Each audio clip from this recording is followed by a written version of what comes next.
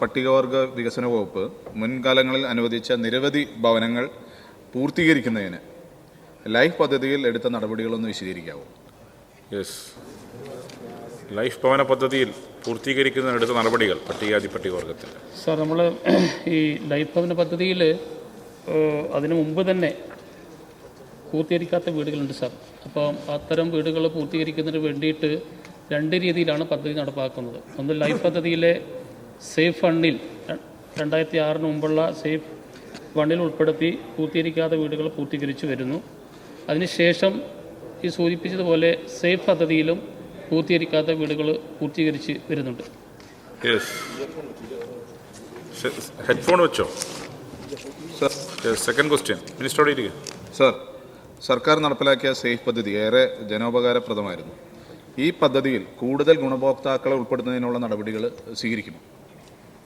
Sir, ഞാൻ നേരത്തെ പറഞ്ഞ ചോദ്യത്തിൽ ആ കാര്യങ്ങളുണ്ട് സാറ്. അത് കൂടുതൽ ഗുണഭോക്താക്കളെ ഈ പദ്ധതിയിൽ ഉൾപ്പെടുത്തി അതിൻ്റെ സേവനം ലഭ്യമാക്കുന്നതിനുള്ള നടപടിയാണ് ഇപ്പോൾ സ്വീകരിച്ചു വരുന്നത്.